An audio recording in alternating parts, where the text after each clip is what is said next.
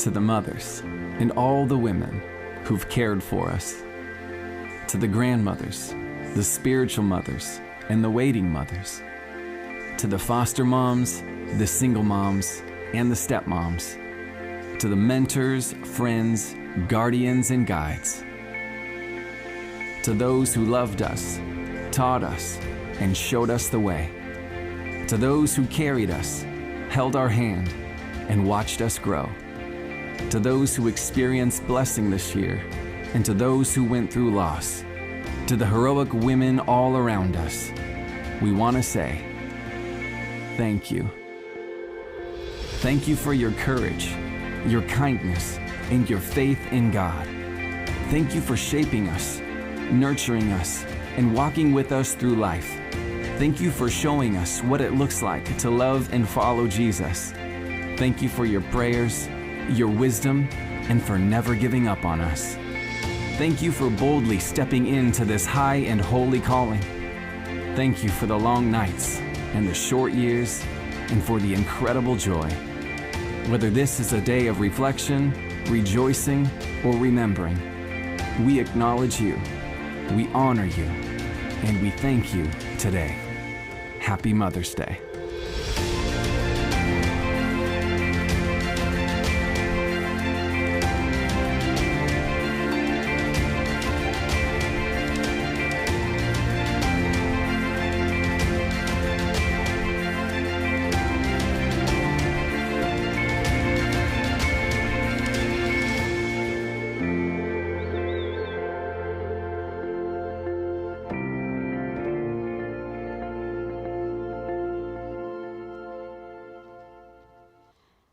Well, let us say Happy Mother's Day. Thank you so much for being here. We know that you could be doing a million other things, so thank you for choosing to spend your Mother's Day. We recognize that this can be a complicated day. It can be a bittersweet day. It's a sweet day to celebrate our moms and to be with our kids or be with your grandkids. But it's also a day if you've experienced loss, if you've experienced the loss of your mom or of a grandmother or even the loss of a child. We recognize that all of those things are happening and that there's lots of emotions and feelings in the room. It may be that your Mother's Day started like mine from your 9-year-old, and it says, Dear Mom, you taught me to say please and thank. This is real. I did not make this up, by the way. You taught me to say please and thanks because politeness is the way. So please, can I borrow $50? I'm not making this up. It's real. Yeah, he comes by it honestly. I remember as a teenager, one of my first cards that I ever purchased for my mom by myself. I could drive. I went to the store, went to like CVS or Walgreens or whatever, and got a card, and it said, "You've been like a mother to me," and gave that to her. The Sanders boys are real good with words. Happy Mother's Day. We do know this is an important day. And so today's message, I think, is very valuable for moms and for parents in the room. But it's not just for parents. This is a message for everybody, regardless of the stage of life that you're in. And I want you to think about today's message almost as like the very last message in our series in the book of Judges. Because we're going to learn about a guy today who actually served as Israel's final judge, but he wasn't just a judge, he also ended up being a priest and a prophet. And so it comes from the very book of 1 Samuel. So if you have a Bible, go ahead and turn to 1 Samuel chapter 1. And it is in the Old Testament, and if you need to look it up in table of contents, no shame in that. If you don't have a Bible, you can stop by the resource table after the service, and we'd love to give you one as just a gift from us, but the verses will be on the screen today. But the story takes place at the very end of the book of Judges, where Israel basically has had no king, where it's been in a period of really revolt, where they continue to rebel against God's rule, reign, and authority, and God would send foreign judgment as armies, as a form of judgment for the rebellion, and God would raise up these judges who would deliver them. But things just keep getting worse and worse and worse, and eventually they're going to cry out to God for a king, and the guy that is going to be the one who anoints the future kings of Israel is Samuel. And And so he's going to play this kind of bridge role between the season or the age of the judges and the time in Israel's history where they're led by kings. But before he was ever born, we're going to hear the story basically about his mom and in her prayer for Samuel's life. So 1 Samuel chapter 1, it starts like this. It says this. It says, there was a man from Ramathaim Zophim, which we all know where that is, in the hill country of Ephraim. And his name was Elkanah, son of Jehoram, son of Elihu, son of Tohu, son of Zuph, and an Ephraimite. There's some baby names for you. Yeah, if y'all are looking, y'all are writing those down. I totally pronounced all those correctly. He had 2 wives, the first named Hannah and the second Penini. Penini had... She was at Panera Bread. Yeah. Old Penini had children, but Hannah was childless. This man would go up from his town every year to worship and to sacrifice to the Lord of armies at Shiloh, where Eli's 2 sons, Hophni and Phinehas, were the Lord's priests. And whenever Elkanah offered a sacrifice, he always gave portions of the meat to his wife Penini and to each of her sons and daughters. But he gave a double portion to Hannah, for he loved her, even though the Lord had kept her from conceiving. Now, these first verses kind of introduce us to the story where you have a man with 2 wives.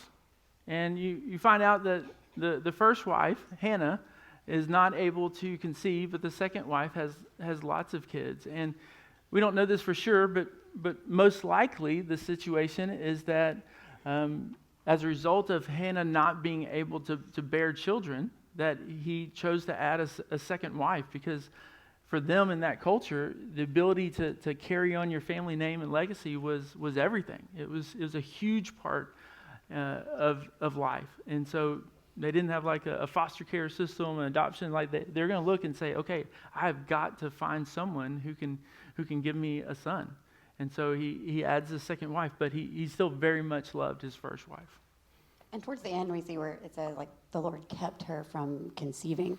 And we're introduced to really the concept of infertility. And we recognize that many, many couples struggle through the journey of infertility. And with that journey comes a ton of fear and doubt and thoughts and a lot of questioning God and why. And I'm sure Hannah thought that too. Why me? Why her and not me? And when we're there, when we're in that place and we're praying for something and we're not getting the answer that we want, our first response is often to go, why God? Why them and not me? And ultimately, we anchor ourselves on the sovereignty of God. That even when we don't get the answer that we want, even if God chooses not to heal on this side of heaven, even if God gives us a baby or if God takes a baby away, that we can trust that he is sovereign. And we may never understand that on this side of heaven, but we can anchor on that. We can stand firm that he is sovereign, even if we don't get the answers that we want. Yeah, he really is in control of all things, whether that's the good things, and it's easy to give God credit when good things happen in our lives, but sometimes we almost want to make an excuse for God when something bad happens. But the truth is, if God is sovereign, then he is sovereign over all things, right? If he is in control, then that means that he really is in complete control. And you're going to see that play out here where it's God's hand that is driving this whole story. So verse 6 says, her rival would taunt her severely just to provoke her, because the Lord had kept Hannah from conceiving. And year after year, when she went up to the Lord's house, her rival taunted her in this way, and Hannah would weep and would not eat. Y'all, girls are mean. And let me say, Hannah is a nicer woman than I am. Y'all writing that down in your notes? Girls are mean. Quote, Holly Sanders. So. We're not going to fight on the stage on Mother's Day. We're not going to do that. Girls really are mean, though. And Hannah is a better woman than me because, y'all, I would not have just cried and not eaten, okay? I would have lost my mind on that girl. I would have retaliated. There might have been some hair pulling and some yelling and some maybe inappropriate words, but I would not have been, if she's taunting me, anyway, I'm not in the Bible, so. Yeah, that's probably a good thing. That fiery Cajun blood coming out. I don't know what you're talking about. But I do want to point something out. So even in the midst of a pretty difficult situation, right? Like year after year, she's still childless. She's in this weird dysfunctional family unit where there's two wives and, the other wife has all these kids. Like that's a weird, messed up situation, right? She keeps coming back to church, right? She keeps coming back to the Lord to worship. And I think that's such a key point here. I love this quote from Michael Foster. He says this, he says, "Nothing grows a Christian like a serious commitment to a single church week in and week out for years and years. Not conferences, not social media, not even personal devotions. The local church is where mature Christians are slowly forged in the fires of mundane faithfulness." And I love that quote. It's where Christians are forged in the fires of mundane faithfulness. It's the cumulative value of consistency over time. And I think when I think about how people grow, like God does use circumstances. He uses kind of catalytic moments in our lives sometimes that kind of push us in dramatic ways. But when you want to think about how does a person stay spiritually healthy over the long haul, over the decades, it's mundane faithfulness. That's how it happens. And if you want to raise kids who ultimately know how to know and follow Jesus, like part of that is to teach them mundane faithfulness early on. To say, no, this is just what we do. On Sunday mornings, we get up, we go to church. That's what we do. They don't have to look at you and go, "Hey, are we going today? Is this one of the weeks that we go?" No, they just know because that's who we are. Because we're Christians and we worship on Sunday. That's just part of what we do. And for her, like the habits of worship, the habits of prayer had just become part of her life. And because of that, I think Hannah had just a tremendous amount of faith. And guys, there are lots of obstacles that stand in the way in today's culture of that. I mean, there are plenty of things that we can be doing with our times on a Sunday morning. We live in Galveston where there's plenty of activities. There's plenty of chances for to get out on the water and go do fun stuff, or there's some festival happening just about all the time. There's travel, baseball. There's all sorts of cheer competitions. You can come up with a list of reasons why you can not be in church. But when you prioritize being involved in a local church, it may not be, that flashy, but the truth is that God will use that cumulative decision in a tremendous way in your life. And another obstacle to continuing to come every week is the church is full of a whole lot of imperfect people. It's full of a whole lot of sinners, y'all.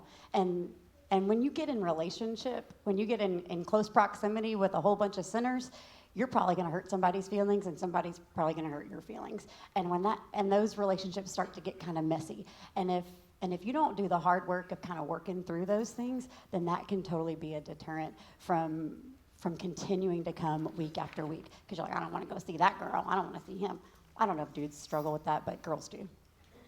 Because girls are mean. Yeah. All right. You said it. All right, verse 8. So, "Hannah, why are you crying?" her husband Elkanah would ask. "Why won't you eat? Why are you troubled? Am I not better to you than 10 sons?" That sounds exactly like what you would say. Like if I'm crying, she's crying because she can't get pregnant. He's like, "Hey, baby, I'm better than 10 sons." That's not helpful. Not helpful. That's how you know Things the Bible. not to say to a woman when she's crying. This okay? is how you know the Bible is true, right? Like that it records these kinds of conversations, and you're like, this is the real kind of marriage conversations that people have, right? You can't make this stuff up. All right. Moving on, verse 9.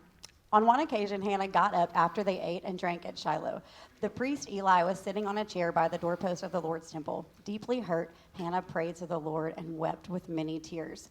Making a vow, she pleaded, Lord of armies, if you will take notice of your servant's affliction, remember and not forget me, and give your servant a son, I will give him to the Lord all the days of his life, and his hair will never be cut. He'll look like Asher. Yeah. Yeah. A couple weeks ago, we actually talked about a similar vow that one of the judges made. And remember, when we read the Old Testament, it's describing what happened. It's not prescribing it, right? So Hannah ends up making this kind of deal with God, but that's not necessarily saying, hey, this is how we should pray, that we make deals and try to negotiate with God. That's not it. But in this case, like, she does come to God and says, hey, listen, if you give me a kid, I'm going to give him back to you. While she continued praying in the Lord's presence, Eli watched her mouth. Hannah was praying silently, and though her lips were moving, her voice could not be heard. Eli thought she was drunk and said to her, how long are you going to be drunk? Get rid of your wine. Also like a man. No, my Lord, Hannah replied. I am a woman with a broken heart. I haven't had any wine or beer. I've been pouring out my heart before the Lord. Don't think of me as a wicked woman. I've been praying from the depth of my anguish and resentment. Eli responded, go in peace, and may the God of Israel grant the request you've made of him. May your servant find favor with you, she replied. Then Hannah went on her way. She ate and no longer looked despondent. Yeah, I think our natural tendency when we face problems is to try to do things in our own strength and power. Like we think about our own resources, our intelligence, our connections, our ability to try to just get it done, like to work harder, work smarter, to figure it out. But oftentimes when we do that, what happens is we actually take on this emotional and spiritual burden that we were never meant to carry. That actually there are things that are too big for you. You ever heard that phrase, like, God will never give you more than you can handle? It's not true. And it's not in the Bible. The truth is, God will never give you anything more than he can handle. Like, God often gives us things that are bigger than we can handle because he wants us to turn to him. And that's this kind of situation. This is outside of her control. There's nothing she can do to become pregnant in her own power and her own strength. Like, she needed divine intervention. And so she goes to God in prayer. But too often, man, we miss that opportunity to really go to God. And we suffer because of it. So our oldest is a junior in high school. And when he was in 8th grade, he's a baseball player. And it was the start of this spring season. And he was outside with a bunch of junior high. We had a junior high small group at our house, and he was outside with a bunch of junior high boys and playing basketball. Kind of a freak accident. He breaks his knee, and it requires surgery. Rips the tendon. Requires a very long recovery, and it was season ending. It was hard. So he does PT, recovers. Everything's getting better. He's about to try it. It's kind of the summer, it's like the last week of school. He's about going into the summer of before his freshman year. And at Ball High, they have a little summer league team, and it's a big deal to play on the little summer league team. And he tries out, and he makes it super exciting. The next day, I get a call from the school that it's literally like the last day of school, and they had been running on the tennis court. He jumped over the tennis net. Freak accident again, and he breaks the other knee, requiring the very same surgery. And I wish I could tell you that my response was that I prayed. I did not. I was so angry because he had worked so hard to recover, and he had made it, and we were looking so forward to that season. And every bit of my mom heart wanted to fix it. And there was nothing I could do. I could not fix it. And one day I'm on the couch and I'm just crying. Like I am weeping. And he's okay. I'm weeping. And he sits next to me and he pats me on the leg and he goes, not him, my son. He passed me on the leg. He said, "Why are you crying?" No, I'm just kidding. My oldest, Ethan, pats me on the leg and he says, "I'm going to be okay." And in that moment, I was like, he is. He is going to be okay. I wish I would have relied on God in that time and been like Hannah and just given him. But I had clenched and didn't allow God to work through me in that time. Yeah. So, guys, I don't know what situations you may be facing in your life now. I mean, it may be something that you're facing as a parent, but it may be something completely unrelated to that. It may be something that you're walking through personally, maybe a situation with your own health, maybe a financial situation, something in a relationship. It may be some situation that you're just dealing with that you just feel like you're overwhelmed by. And you're here this morning, and it's just heavy on your heart. And you realize that you've just been taking it on yourself. Like, if you're just honest, God knows about it, but you haven't really committed it to serious, dedicated prayer. Like, you haven't really, really come to God with it and laid it at his feet. And I think when we do that, we miss the opportunity. But when we do, it's a game changer. And it doesn't mean that God's always going to answer our prayers the way we want him to answer our prayers. But it does mean that now we've given it to him and we know he can be trusted with it.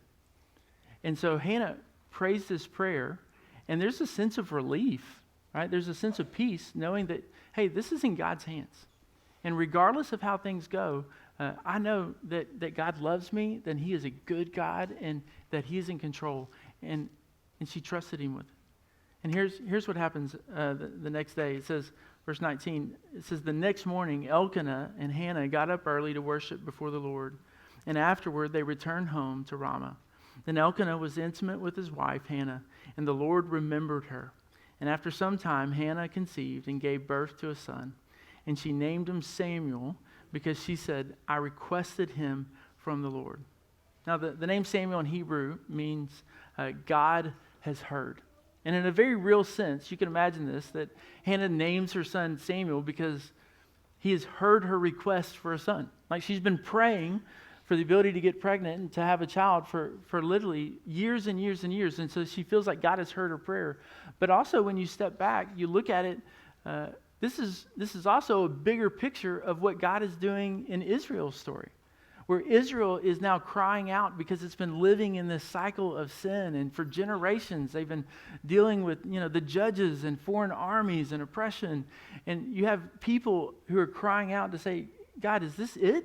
Is this the promised land that we were told that we would live in? Is this the land flowing with milk and honey? Is this the way it's supposed to be? But God had another plan. And so he hears.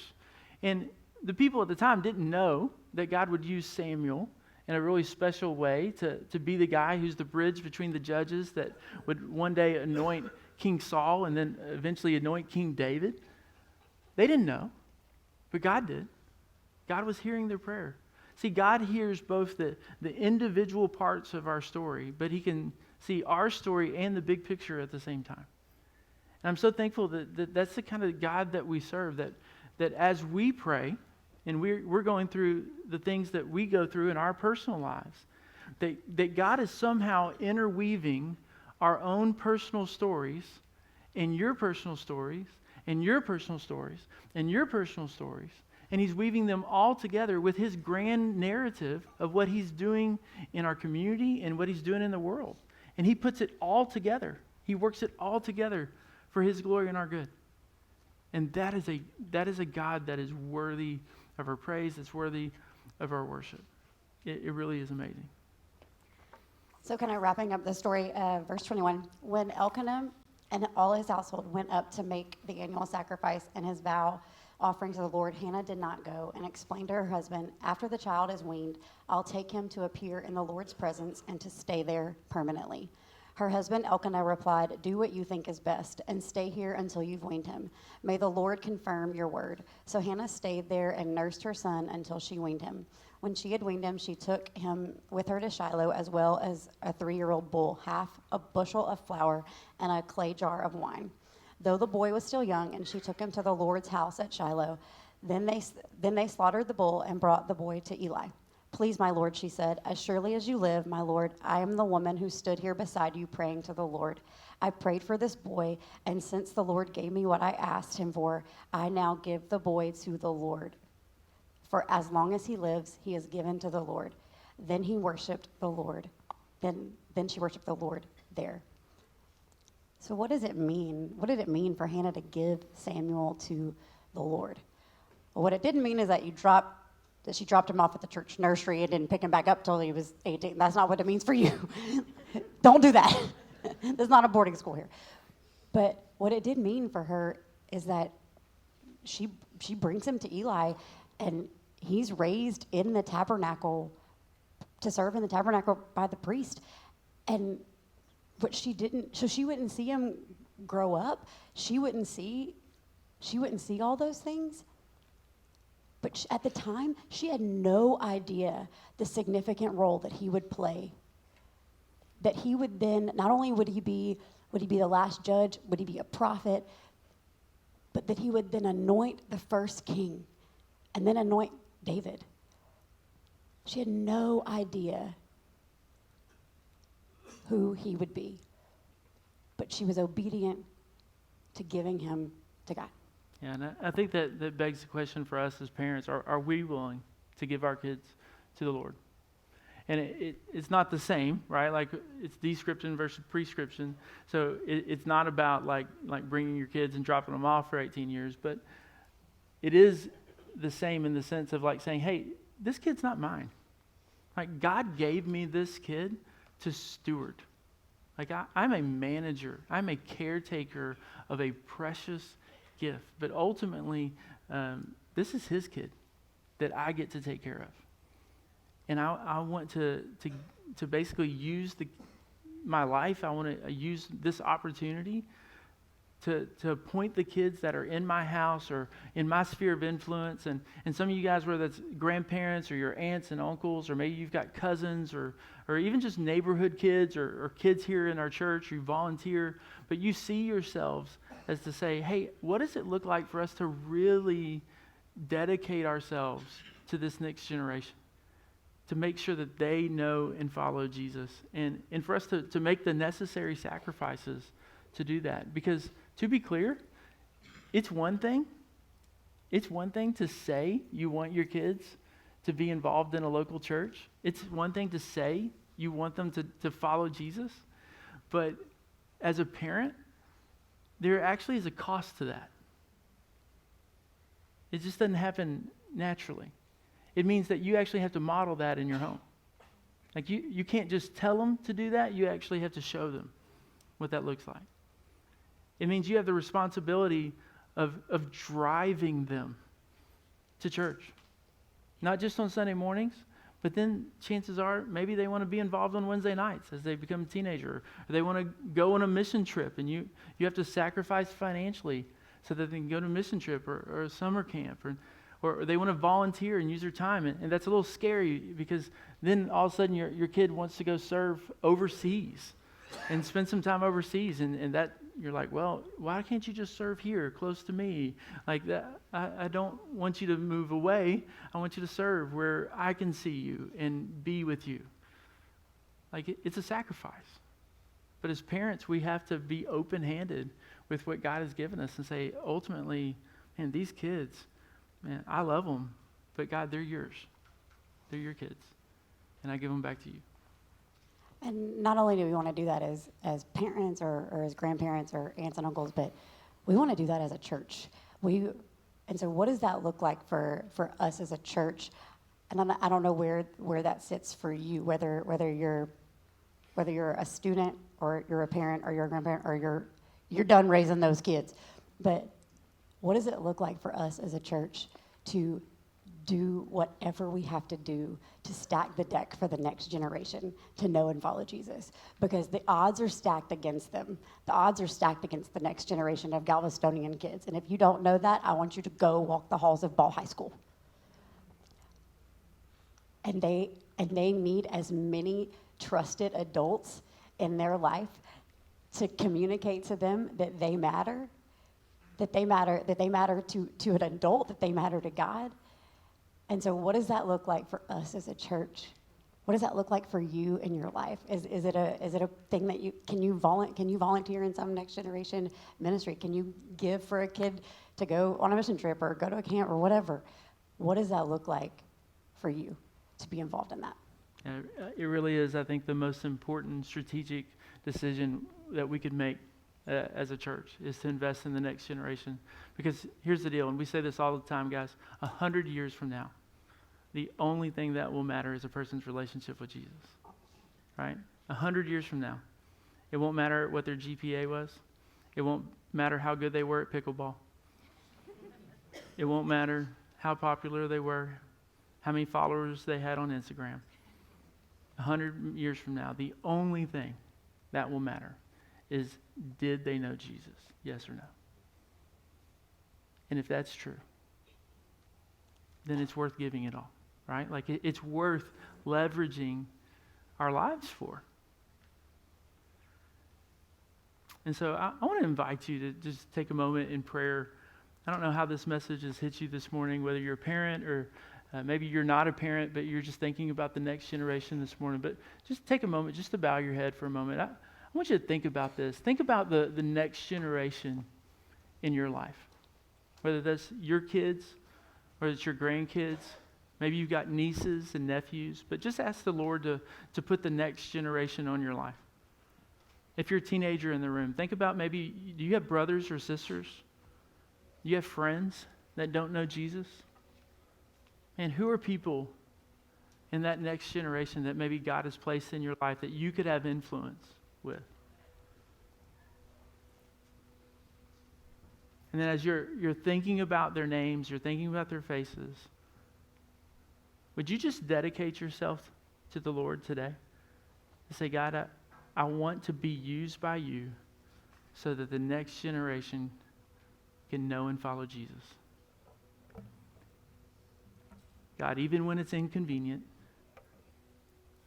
even when it stretches me, even when it requires a sacrifice, God, I'll give this next generation back to you. They're yours. Would you just say that in your own words? Would you ask for God's help?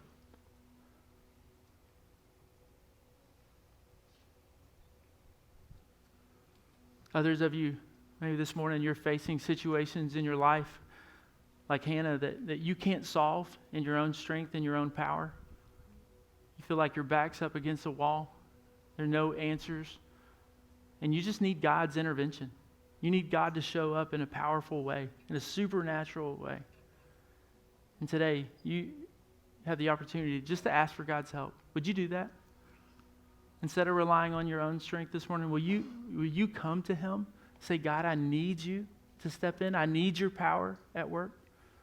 I need you to show up.